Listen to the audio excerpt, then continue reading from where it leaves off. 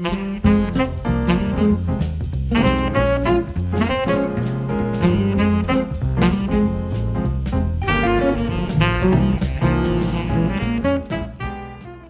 to the Innovative Hotelier, brought to you by Hotels Magazine. I'm your host, Robin Trimingham. As we all know, a hotel's overall financial and guest experience success is closely tied to how well it manages its vendor relationships. Make the right relationships, and you can control purchasing costs, maintain inventory control, minimize waste, and most importantly, deliver a consistent guest experience. Make the wrong choices, however, and you don't just impact forecasting and profitability, you risk disappointing guests, which can have long-term consequences. So, how then do you go about correctly identifying vendors and establishing relationships that benefit your hotel operation and the guests you serve? My guest today, Ryan Haynes, lead consultant at Haynes MarComs Limited, is here today to offer insights and ideas for evaluating both existing and new tech vendor relationships.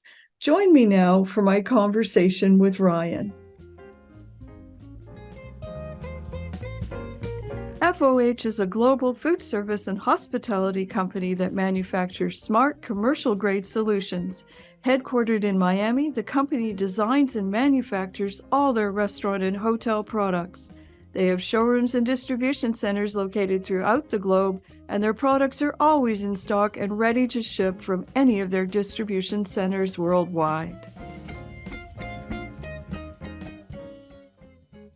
Welcome, Ryan. Thanks so much for taking time to chat with me today. Thanks for reaching out. I'm really excited to have this conversation with you. Well, I think this is going to help a lot of hoteliers, particularly the small independents and boutique operators. Obviously, this podcast is going to have mostly existing hoteliers who are listening. And they're going to already have a whole pile of existing vendor relationships. But, let's face it, after what the world's been through, the state of everybody's vendor relationships is a really mixed bag between the ones that are working and the ones that we're wondering what to do about. So let's start there.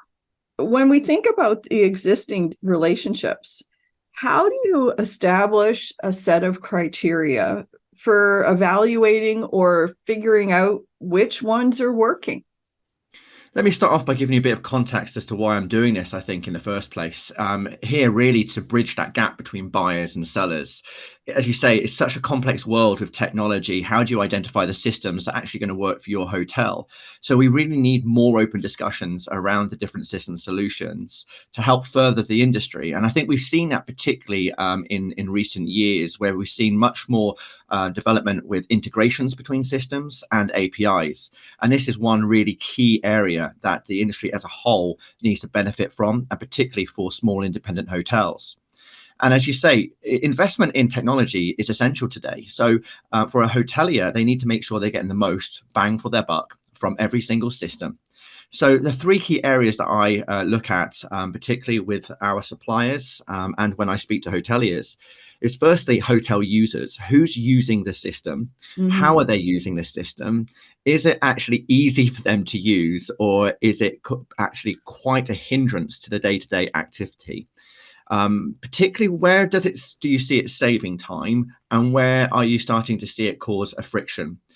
Because as you start to add more and more technology, you need to make sure that each of them is connected to your wider technology stack. Mm-hmm. And if there's a lot of data manual input, that's not a fun job for any of us. And I'm sure that we can all go back to the beginning of our careers when we were sat there on a spreadsheet and having to pick up pieces of paper and enter that data.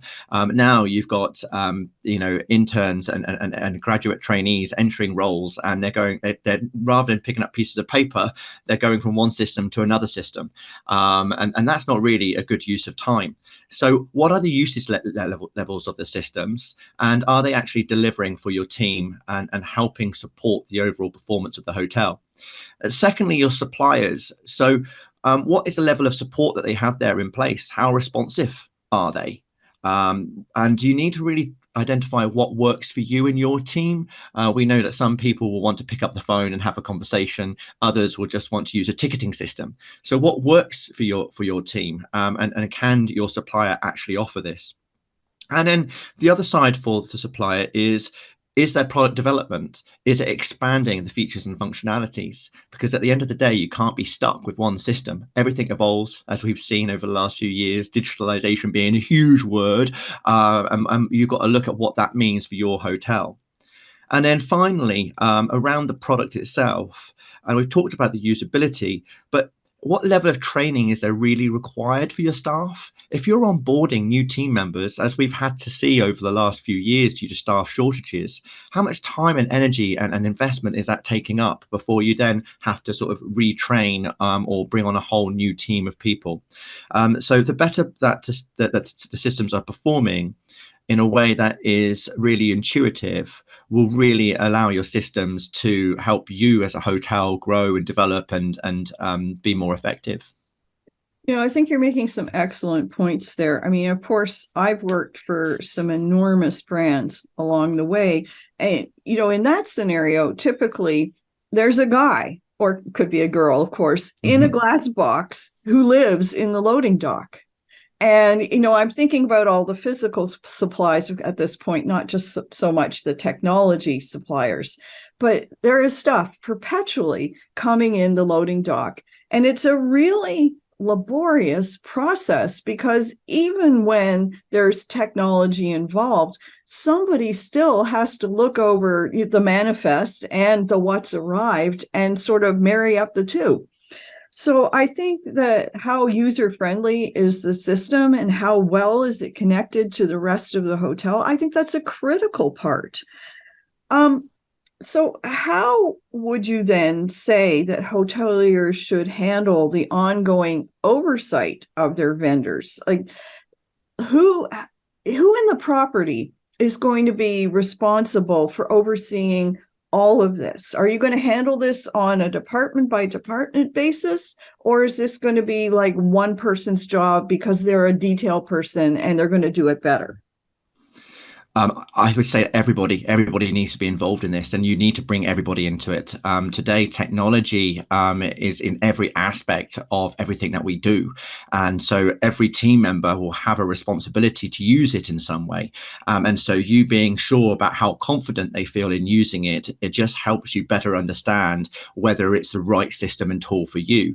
So, I guess from a perspective of looking at it from your team, ensure that day-to-day user reports go to their manager, explain some of the difficulties and the successes that they're having with the systems. Make sure it's part of the regular appraisals and checkups with your team.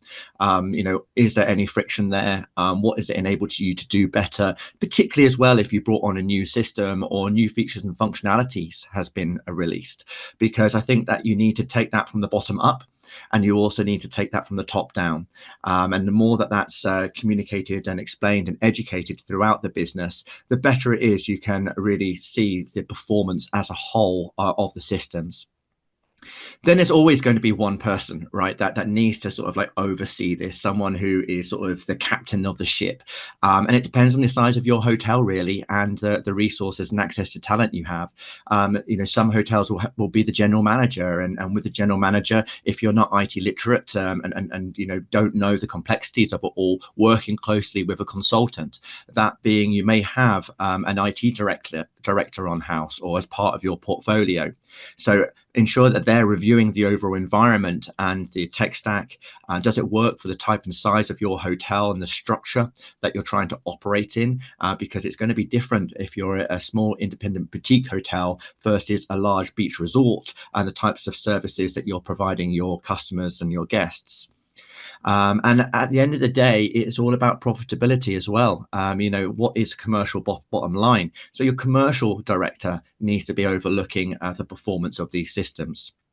So when it comes to department by department, because of the way that systems now are evolving and that they do have many touch points across a hotel, you should be having cross-departmental meetings to really Mhm. help identify where the duplications of efforts are. Maybe you've got tools that are actually doing the same thing and you could just Mhm. use one.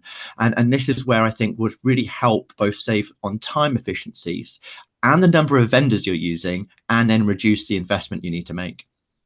I think you're making a whole pile of interesting points there. I'm going to start with your last point because when you have multiple systems in a property, some hotels will take the approach that, oh, well, the way to glue everything together is with an Excel spreadsheet and an oversight person who's taking data from different systems, from different departments, and entering it into a master spreadsheet. And I was talking about this with another guest yesterday. That's not really the best approach in this modern era. There are brand new products and systems that are capable of seamlessly integrating all of this stuff.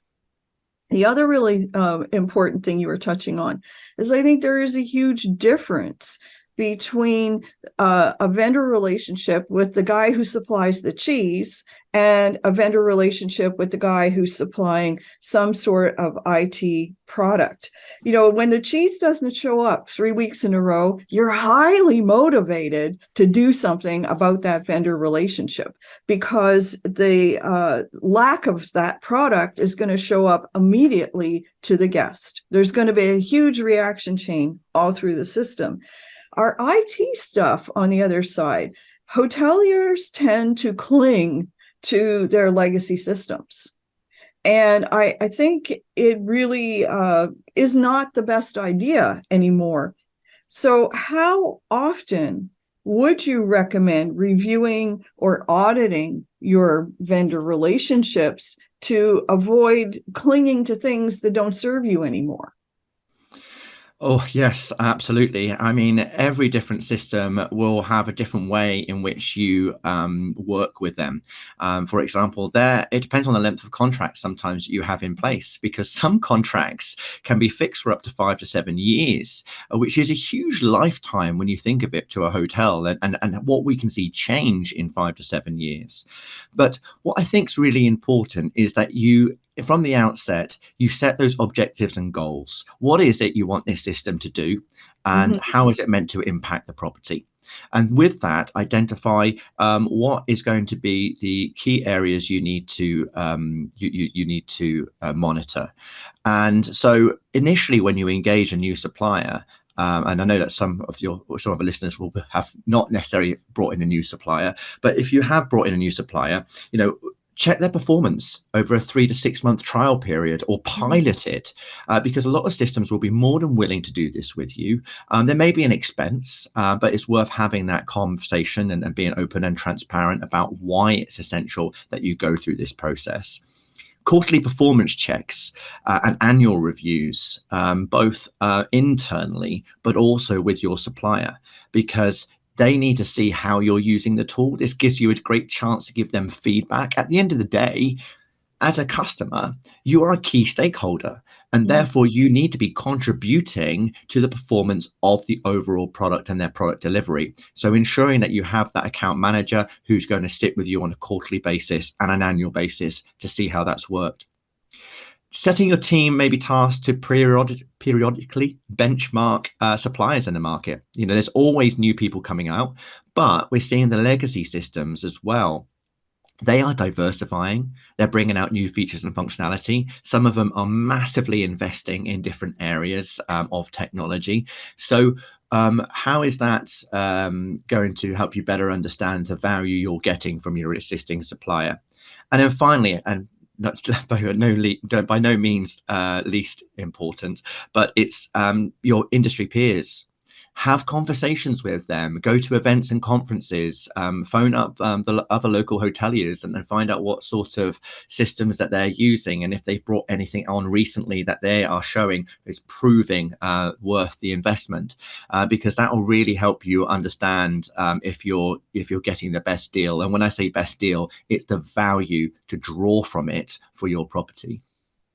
You're making a very interesting point because one of the favorite things to do in some hotels is to gather for a cup of coffee and complain about the system. But nobody really seems to be doing anything proactive about, fixing it, improving it, talking to the vendor. What you're basically saying is that this is a situation where you're either part of the solution or you're part of the problem. So, okay, you've identified an actual problem with a system. How do you go about addressing this with the vendor? What are your recommendations? Well, as part of the buying process, and even if you've just come on board with the hotel and you are now responsible, make sure that one of your key things is to have a phone call with the account director to really set out what your objectives and goals are, because that is what you're working towards, and that's why you're using the system. And that will help you better understand perhaps where the issues lie, or for them to understand where the issues lie. Set timelines. That is really essential. Everything from the implementation of the product to training and activation or resolving a problem, make sure you're clear from their side what they're going to do and what role you have to play to make sure that you resolve those problems. Regular check-in calls, particularly if you're account director, and asking again for those performance reviews, particularly during the point of the issue, maybe on a weekly basis or every couple of weeks, dependent on how pertinent that issue is. If it's affecting your bottom line, it's a daily report. You want to know why and how that's going to be rectified, so you can manage that for yourselves. And who is there a customer support line that you can call? Yeah, Hotels are with 20. real people at the Yeah. other end. I mean, as you say, we are a 24/7, 365 industry. So Mhm. if the night porter or the night staff need to contact someone, is there someone there? And with the fact that, teams change as shift work, you need to make sure that the information is being passed on. So it's essential that there are people to talk to, I'd say, today, even more so. So just make sure you raise those issues as soon as they arise, so that you can work in partnership with your supplier to a resolution. Established in 2002, FOH is a woman-owned global food service and hospitality company that manufactures smart, savvy, commercial-grade products, including plateware, drinkware, flatware, hotel amenities, and more. Driven by innovation, FOH is dedicated to delivering that wow experience that restaurants and hotels crave, all while maintaining a competitive price. All products are fully customizable, and many are also created using sustainable, eco-friendly materials such as straws and plates made from biodegradable paper and wood and PBA-free drinkware. FOH has two established brands: Front of the House, focused on tabletop and buffet solutions, and Room 360, which offers hotel products. Check out their collections today at fohworldwide.com.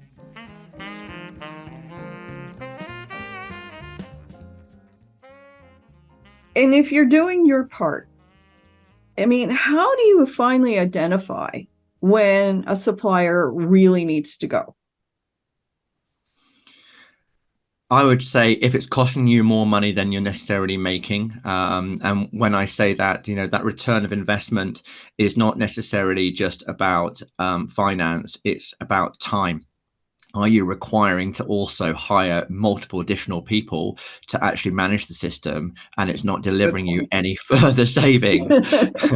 I mean, we take an example, say, for example, the revenue management system, say.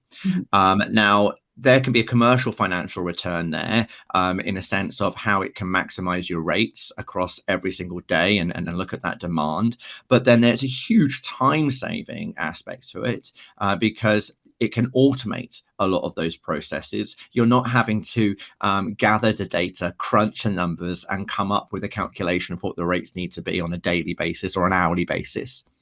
And then finally, is that booking conversion. How is it also impacting the guest experience and that satisfaction level at the end of the day? So there are multiple metrics that you might look at there. So we're looking at finance, we're looking at team time savings, and we're looking at guest satisfaction.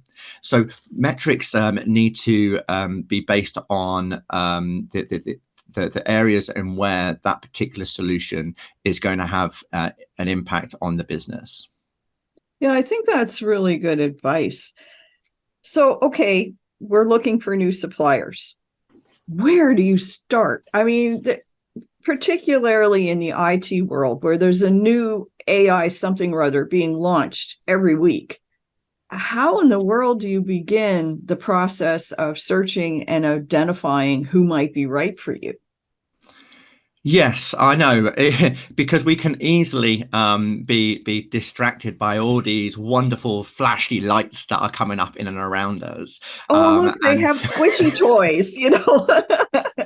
I know, and you see some of the trade shows, and you know, you get some suppliers who have so many gimmicks, and it's all so exciting. But at the end of the day, don't forget, what is your strategy and what is your budget? You've got to focus on that to begin with, because there's no Mhm. point in going for a whole new system or supplier to deliver you something that you cannot live out at the end of the day. It's a waste of money.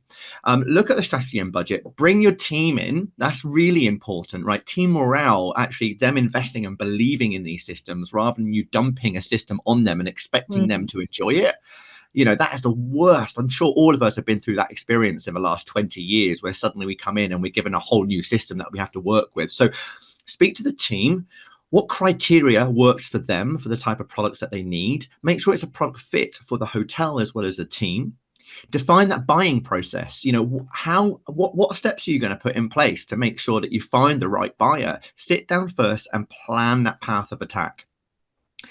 um, get a bit of insight from suppliers about their level of industry experience and the credibility for that, because there are so many suppliers out there that are cross industry that it may not work specifically for hotel and hospitality.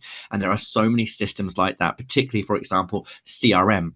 You know, Mhm. most hotels don't touch the big boys like the HubSpots or the Salesforce out there, because they do not deliver what a hospitality specialized CRM actually delivers for the overall hospitality stay experience. Look at the roadmap. What is the investment the supplier is making in their technology? Make sure that they are vocal about where they're going to be investing in that, because they may not necessarily have the tool for you today, but in 6 months, it might be the perfect fit. So be clear on what you can expect. And then, Robin, as we've already said, that customer service, that support, that account management, is there someone to call when there's a problem? You know, I think the best point that you made, and they were all good points, was the one about the team buy-in. Because I'm sure everybody listening is dealing with an individual or a department that is doing everything in the world to avoid using the new system or the system upgrade because they feel it was forced upon them. And so they're very quietly, very secretly scurrying around in the background, entering data into the old product and avoid doing everything they can to avoid letting management know that that's how they're handling things, because that is how they maintain their perceived sense of control over the situation, over their job. Yeah, everything moves forward with team buy-in and everything falls apart when you don't have it. It doesn't matter, you know, how big or how small your operation really is. So keeping in mind that best price is not always best value when it comes to a product or particularly an IT solution. What does a hotelier need to think about, or what steps do they need to take to ensure that the quality and the viability of this thing they're thinking of taking on for their individual operation? Yeah. Well, firstly, look at the proof. You know, what are the examples for other types of properties that this supplier has worked with? Make sure you get maybe a list of those, or you can speak to some of those customers. Because at the end of the day, if you are comparing yourself with a 1,000 room hotel to a 15 bed, you know, they're two Mm-hmm. completely different entities. So you need to make sure that the categories that this supplier works with understands your needs. Scalability, particularly if you're a portfolio brand, does it help you grow, or will it be able to service multiple properties, and how does that work? Relationships with existing systems, and this is a big thing. Every hotelier I speak to today says integrations, integrations, Mhm. integrations. If your system does not integrate, what's the point? And that is really key. Make sure that it either integrates with your existing systems, or if you're planning on changing your systems, that they integrate with one another. Accessibility. I know you mentioned, you reinforced that point about the team and team buy-in. Is it accessible to staff? Mhm. Can it be utilized through the cloud and remotely through mobile?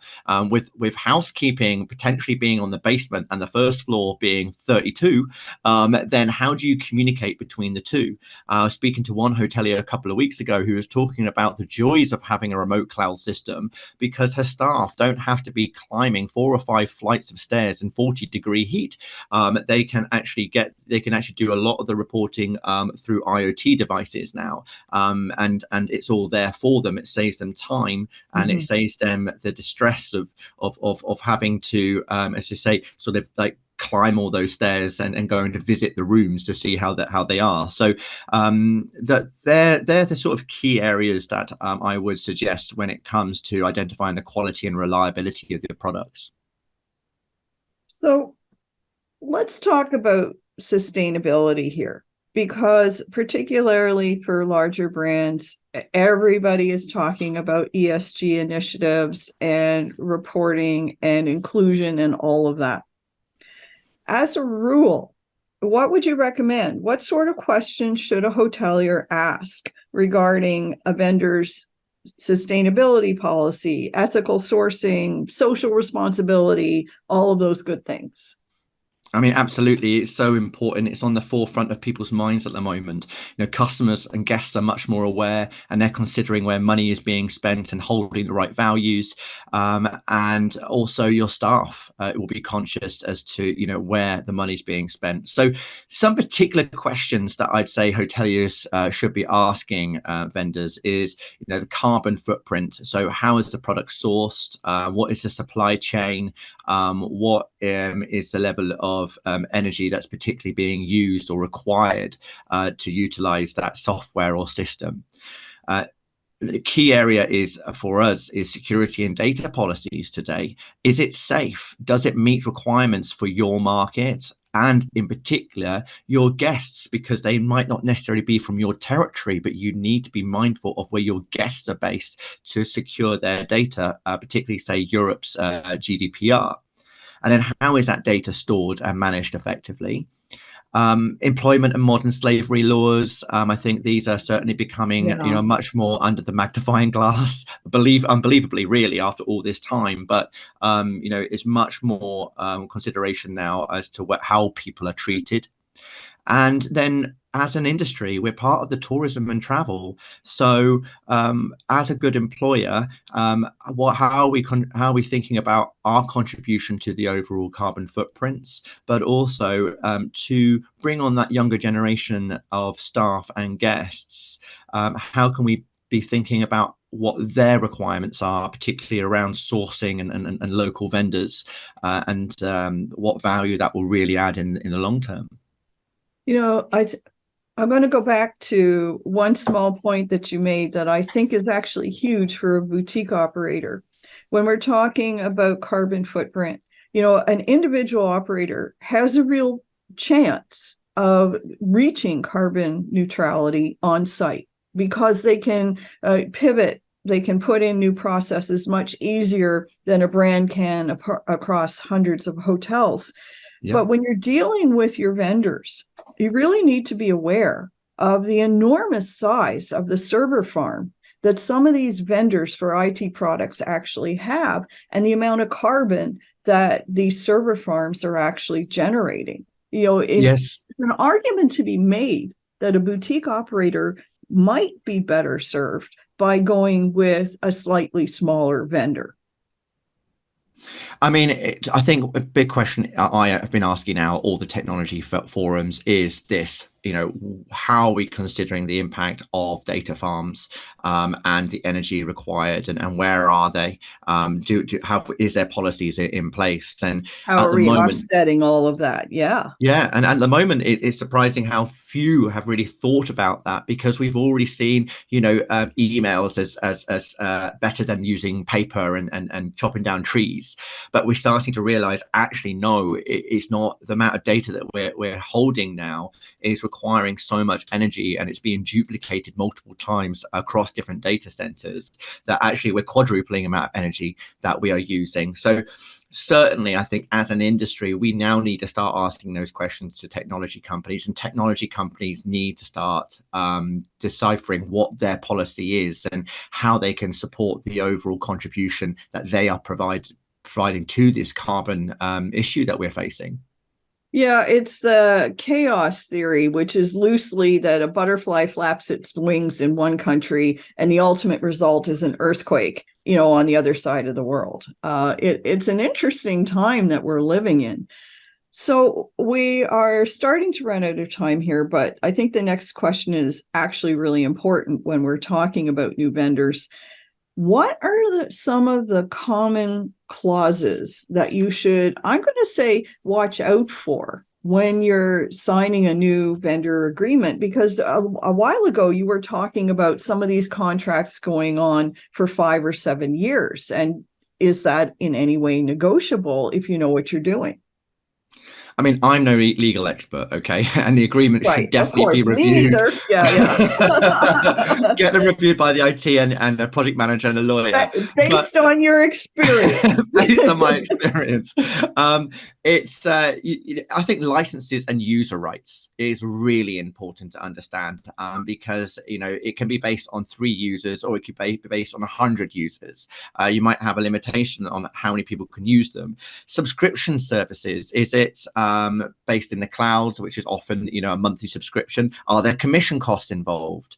You also need to be clear if there's going to be any extra costs for implementation, and what are those costs for development if necessary as well. Mention the security thing, so regulatory compliance, particularly around payment information. Be very clear what that means for your hotel. And I would say what's always important is, when you're going through the contract stage, keep going back to your original scope and ensure that it meets your needs and expectations. Good point. Because there are reasons. So sometimes you might go, yes, I will go for this with this partner for 5 to 7 years because it makes business sense. It provides an element of continuity and stability, particularly if you're working with a Wi-Fi system or a property management system or a finance system. But just be clear that that's an agreement that all of you can make within the team, and that's in the best interests of the property. I think that's some excellent ideas. How would you suggest that you tackle non-compliance with a vendor? Simple things, really. I guess 4 things that I would look at here. First one is keeping a record of communication, particularly with the account manager that you have on the supplier side. Secondly, ensure that expectations are clearly communicated and timelines given. Third, request regular updates on that process to make sure you understand, what each party is doing about it. And finally, if necessary, you may need to bring in a specialist, and a specialist will definitely be able to guide you confidently through the process. Yeah, I think that's a good idea because, in the end of the day, no reasonable vendor who wants to stay in business is going to be able to do that by ignoring real problems with real clients. So I would say in a lot of situations, there probably is a way through whatever is the mess that you're dealing with, but you may actually need to get some extra help in order to achieve that. We have 1 or 2 minutes left here.